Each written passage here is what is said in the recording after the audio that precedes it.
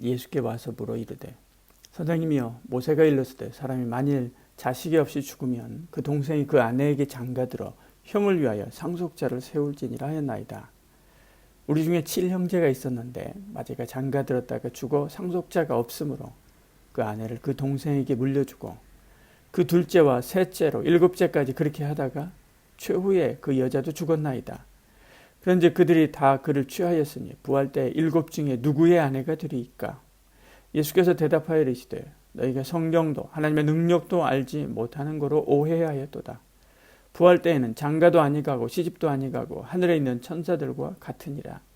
죽은 자의 부활을 논할진대 하나님이 너희에게 말씀하신 바 나는 아브라함의 하나님이요 이삭의 하나님이요 야곱의 하나님이로라 하신 것을 읽어보지 못하였느냐. 하나님은 죽은 자의 하나님이 아니요 살아있는 자의 하나님이시니라 하시니 무리가 듣고 그의 가르침에 놀라더라. 아멘. 소위 부활 논쟁이라고 불리는 말씀입니다. 사두개인들이 예수님의 부활에 대한 가르침에 대해서 논쟁하게 되죠. 23절입니다. 부활이 없다 하는 사두개인들이 그날 예수께 와서 물어 이르되 말씀하죠. 사두개인들은 부활이 없다라고 생각했습니다. 원래 그들은 사독계열의 제사장 후손들이죠. 그런데도 그들은 아주 정치적이었습니다. 소위 지식인 그룹으로 친로마 정책을 폈지요. 당연히 로마나 헤롯 왕가에서는 그들을 좋아했습니다. 그래서 예수님 당시에 그들이 제사장직을 독점했지요. 한때 경건한 대제사장이었던 사독의 후손이 부활과 영혼, 영적 세계를 부인하고 있습니다. 그들의 최고의 관심사는 지금, 여기, 현세였습니다. 그들이 주장하는 성경은 오직 성문화된 모세오경뿐이었죠. 그것도 믿음으로가 아니라 헌법적 규칙으로 모세오경을 따른 것입니다. 지식인이 빠지기 쉬운 오류죠. 눈으로 보고 손으로 만지며 이성적으로 설명이 가능해야 믿는 사람입니다. 그러나 하나님 말씀은 오직 믿음으로야 이해가 되지요. 하나님은 영이라고 말씀했습니다. 영으로만 예배가 가능하고 영으로만 이해가 가능하고 영으로만 순종이 가능합니다. 오늘도 똑똑해서 자기가 손으로 만지고 확인하지 않고는 하나님 말씀을 믿지 못한다고 생각하는 사람들이 있지요. 과학적으로 증명되지 않으면 믿을 수 없다라고 생각하기도 합니다. 보고 믿는 것이 아니라 믿고 보는 것이죠. 오늘도 우리 주 예수 그리스도를 믿고 영의 눈이 열려서 하나님의 놀라운 일들을 보는 저와 여러분 되시기를 축복합니다. 사두개인들은 부활이 없다는 것을 증명하기 위해서 계대 결혼법을 들어서 이야기합니다. 24절로 28절까지 내용이 그거죠. 만일 어떤 사람이 자녀가 없이 죽으면 동생이 형의 가문을 잇기 위해서 형수와 결혼했습니다. 이 계대 결혼법이죠. 그런데 그 동생도 죽고 형수와 결혼하고 그런데 거기도 자녀가 없습니다. 이 일을 반복하죠. 그 다음 동생도 죽기를 또 반복해서 7형제와 결국에 결혼하다가 하고 죽은 여인이 있다고 한다면 그들이 죽어서 천국 갔을 때 누구의 아내가 되겠느냐라고 묻는 거죠. 28절입니다. 그런데 그들이 다 그를 취하였으니 부활 때 7 중에 누구의 아내가 되리이까? 그들은 천국에서는 다부일처제를 허용하지 않을 것이라고 생각하고 말하는 것이죠. 당연히 이 세상에서도 다부일처제를 허용하는 데는 거의 없습니다. 그러니까 부활도 천국이 없다라고 생각하는 것이죠. 그러나 성경은 부활과 천국에 대해서 얼마나 많이 사실 이야기하고 있습니까? 그들은 성경을 다 보지 않고 아주 편협하게 자기들이 보고 싶은 것만 보기 때문에 그런 것입니다. 이 세상에서 가장 무서운 사람은 책 한 권만 읽은 사람이라고 말하지 않습니까? 성경은 우리가 임으로 취재 선택하는 게 아닙니다. 자의적으로 선별해서 수용하고 그것만 믿는 것이 아니지요. 악마의 편집이라고 하는 말을 여러분 들어보셨죠?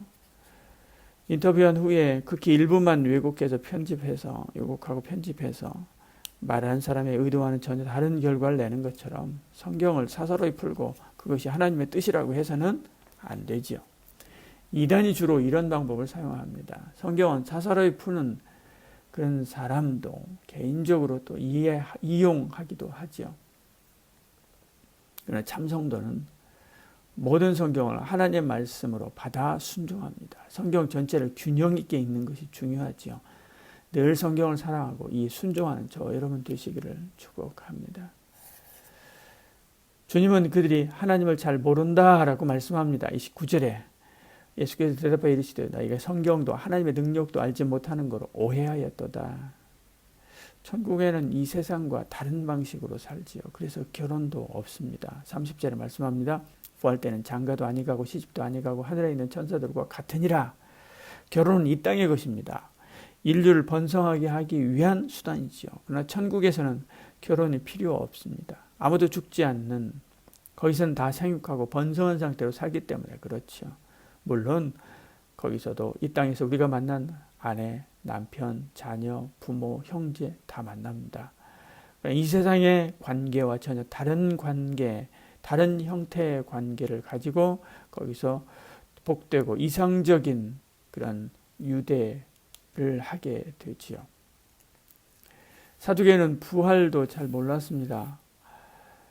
주님은 부활에 대한 가르침, 부활에 대한 말씀도 가르쳐 주십니다. 우리는 거기서 영원토록 살아계신 하나님과 함께 살게 된다라고 이야기하죠. 28절, 29절에 말씀하죠.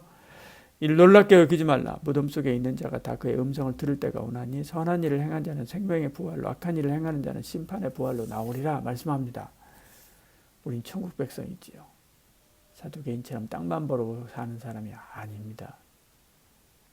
예수 믿는 성도들 중에도 사두개인 같은 생각을 하고 있는 이들이 많이 있습니다. 의외로야. 그러나 우리는 저 하늘도 믿고 저 천국도 믿고 영생도 믿고 부활도 믿고요. 우리 하나님도 믿습니다. 천국이 없다면, 부활이 없다면 우리의 믿음은 아무것도 아니다. 바울이 고린도서에서 이야기하고 있는 것을 보지요.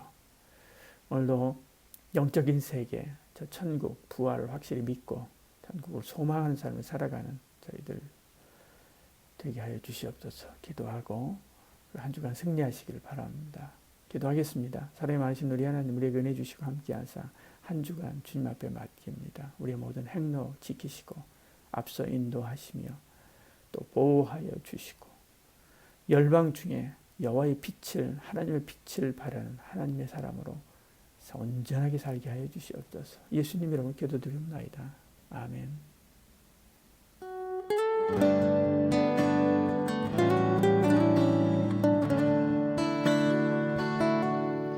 주님 말씀하신